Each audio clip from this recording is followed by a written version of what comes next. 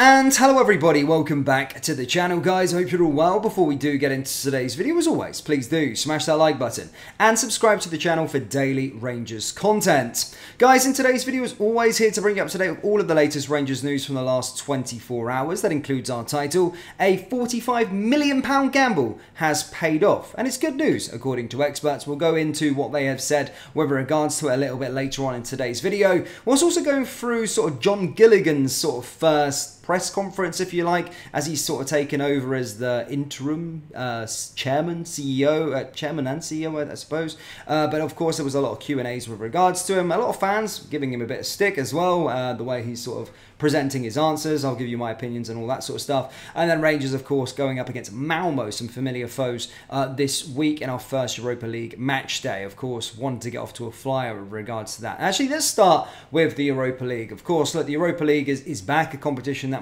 we very much love and enjoy, a competition that we've had some success in, and still to this day, when I think of the Europa League, I always think of being out in Seville back in 2022 and all of us exiting the stadium, and first time I'm seeing grown men cry. It was that emotional, how close we were to winning that Europa League title. And sometimes there's just a part of me that's, to be fair, I've seen us twice do it now in my lifetime, but there's a part of me that just wants to just one day win that trophy. But again, hopefully, I mean, we're a bit far away from that, but look, at the start of the 2021-22 campaign, you would have probably never said that we went on to get to the final as well. So let's see what happens. But we need to get off to a flyer. We need to get off to a good start because we've got a really, really tough league phase, to be perfectly honest. We've got the two English giants, two favourites probably for the competition. I think people wouldn't bat an eyelid if those two were in the final come the end of the competition. We've got some, some big sides from France as well. We've also got the Europa Conference League champions. So there is a few other ones that are littered in between. But Malmo, probably looking at it, is one of our easier ties out of the group that we've kind of got. But as we already know, Malmo are no mugs and actually a very, very good side. So we're going to have to get off to a flyer against them. They have a good side. They've always done fairly well in Europe. And as stated, if you remember 2 years ago, they were the side that actually knocked us out the Champions League qualifiers, and we thought it was going to be plain sailing then. So again, I don't underestimate this team. But again, I'll maybe do a little preview video, do something a bit ahead of the press conference in regards to that game a little bit later on. But of course, John Gilligan, let's move on to him now. Of course, he did speak to the media for the very first time as interim Rangers chairman. And here is a few things that he said, a few questions that was asked. Basically, he says, do you have a timeline for the tasks you have been set? He said, I will say as long as required. The main priority is to get a chief executive. We are working on that right away. I couldn't say indefinitely. I'm expecting a few months and a chairman to come in too. Basically, he also went on to sort of said, there is talk on what's gone wrong, what is the plan moving forward. He said, there is a plan. I'm here to bring stability to the enforcement of the plan. We have been distracted terribly by having to play at Hampden for the first few months, and a lot of people forgot that the original objective was to create a great facility for our disabled supporters. It wasn't a renovation, it wasn't a reconstruction. Unfortunately, the timing was wrong. We got the part of it wrong. We had to go to Hampden, but everything is in place. The manager is in place, and we already can keep going. We have some fruits of our labour with some new young players, but are coming through, and I am here to bring stability to help find a CEO. He also was asked about the sort of Dave King situation. Of course, Dave King's been on interview after interview discussing coming back, and he basically said that Dave is a major shareholder and he can say whatever he wishes. My view is a bit unrealistic. Dave is a real businessman. He knows how shareholdings work. He is a 15% shareholder. The other directors are 10, 12, 13% shareholders. It is unrealistic. In terms of, he said that the board should call an AGM. He said, again, it's a bit unrealistic because EGMs are invariably called by people who wish to change something, but the current board don't wish to change, so why would we call an EGM? Basically, he said, I was also asked about investment or fresh investment. He said there is fresh investment coming into the club, but in fairness to Dave, he is talking about fresh investment, but he doesn't want to invest. I'm not quite sure that he means the investment is going to come from. There will be investment. He was also asked about Dave characterising Rangers as a club in crisis, and he said, do you recognise that Rangers are in a crisis, or do you agree? He said, I think he has got that wrong. I think it's unfair. What exactly is he saying is not good? What exactly is he saying is going wrong? Give us a plan and tell me. If Dave had some terrific plan to tell me and where we were all going wrong, then we would read that plan and we would consider it. He was also stated that he reached out to you or any of the members of the board, and he said, oh, no, I haven't spoken to Dave. Dave gave me one of the happiest days of my life when he asked me to join him 10 years ago. I don't ever forget it. Since then, I've met him, played golf and socialised when he's been over, but I haven't heard from him in a while.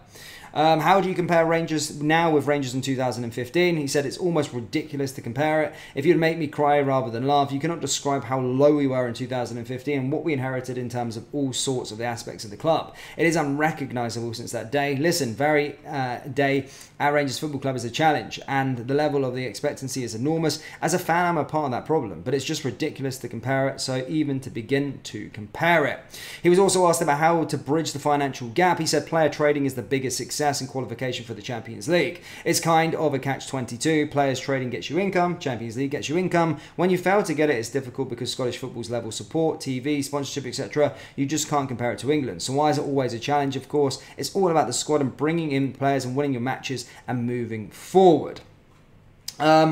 He was also asked if Dave, also we spoke about Dave saying that £50 million is needed to bridge the gap, and he said, what do you think? He says, I don't think I can put a number on the investment. The gap at the moment is considerable, but if you have to top, you win your games, get back to challenging for the top spot, and then you have the level of Europe. We hope to get there and change quite quickly. So yeah, basically there was a lot of questions, a bit of thingy, but of course he kind of answered a lot of them. And again, a lot of fans were unhappy with the way that he was kind of speaking on social media.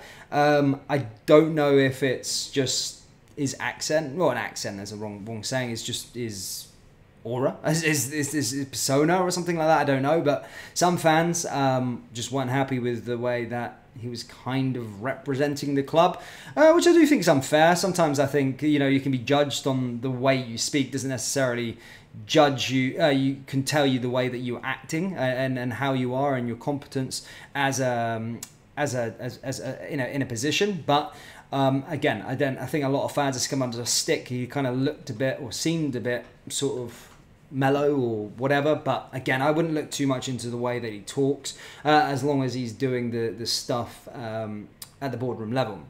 In other news, Rangers took a gamble on their kit manufacturer deal with Castor, but it's paid off after their merchandise revenue was revealed.